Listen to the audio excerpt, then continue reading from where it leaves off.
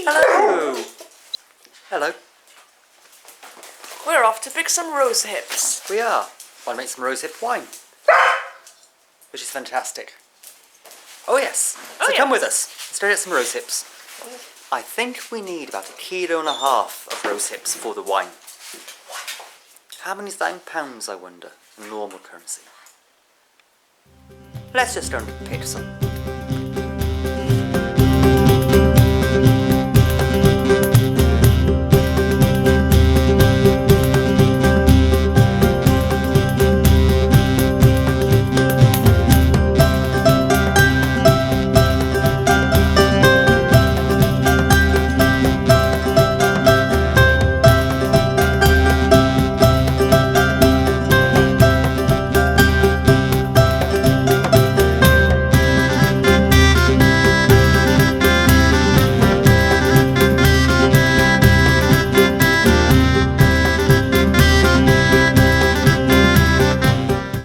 Half of rosehips. I always find that if you freeze rosehips, same as rhubarb, they become so much sweeter in the wine, and also they break down more easily to ferment the sugars out.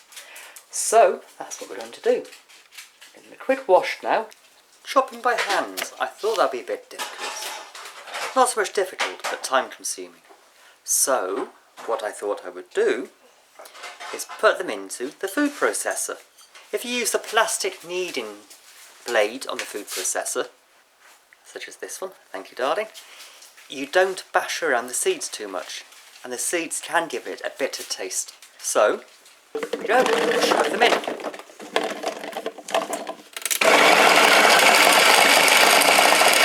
It seems to be one giant rosehip smoothie.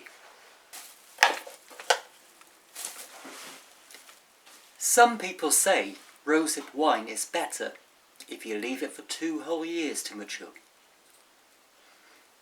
Never tried leaving it that long. It always seems to go far more quickly. But I might put a bottle aside and then 2 years' time tell you what I think of it. That's the beauty of homemade wine. You can be as pedantic and pernickety as you want to be. You can be precise, or you can be rough. You can shove things in, you can leave it for as long as you like, or as short as you like.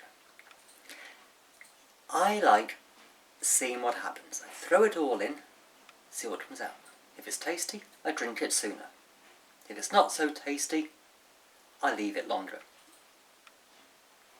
And then I drink it. Once it's all mushed up in the blender, I'm going to shove it in the freezer until tomorrow. Once you have your rosehips out of the freezer, the following day or so, depends when you want to make the wine. Leave it a day, leave it a week. You want to grab yourself a big fermenting bucket. Simple. Put your rosehips into the bucket. Obviously, remove any bags that they're in. Word of warning for you. Sometimes your chopped rosehips are just like chopped red chili peppers. I like chili, but sometimes if you think you're dealing with rosehips, but pull out the chili peppers, it can shock you. Then into your fermenting buckets, you want to add 500 grams of dried fruit.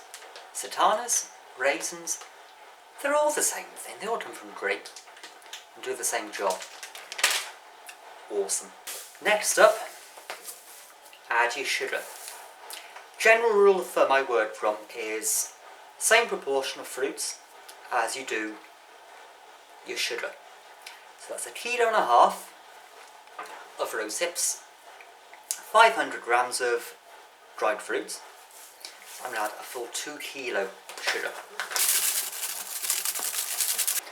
Once that's done, add a big mug of tea. It has to be proper tea, as in tea tea. None of this fruity green tea stuff. Although I've done that before, you know. Made a gallon of wine just from a load of fruity tea bags and sugar and dried fruits and a cup of normal tea, and it worked out to be quite nice, it did. Worked out quite well. So want to pour in your mug of tea. Strong, no milk. Doesn't really matter if you add sugar or not. There's sugar in there already. Tea bag and all. Next up, add your water. I'm only making 1 gallon of this rosehip wine. I normally make my wine in 5 gallon batches. 5 gallons is the perfect size to make. It's manageable, it ferments better, it stores better, and to be honest, 1 gallon, you drink it, it's gone. At least this way, you make 5 gallons, you can drink your first, you still have 4 left. Brilliant. So pour in your boiling water. You want to add enough water so it comes to just below the gallon mark. Just bearing in mind the fruit and the sugar will bring up the ratio of water and the quantity of it, so about a gallon. Once you've added all your ingredients, you want to leave the water to cool and then add your yeast. I normally use general purpose wine yeast. You can buy all sorts of variations, stuff for red wine, stuff for white wine, champagne yeast. It doesn't really matter with rosehip, I think. If you wanted to, you'd make a nice Bordeaux style by using a Bordeaux yeast. To be honest, the rosehips have enough flavour by themselves. You don't need to add any surplus. Then, once you add your yeast, leave it alone for 10-12 days. Let it do its thing, let it become friends. All the flavours will infuse, start to ferment. Then, what you want to do is strain it from your big bucket into a demi-jar. Then refill the big bucket with another type of wine.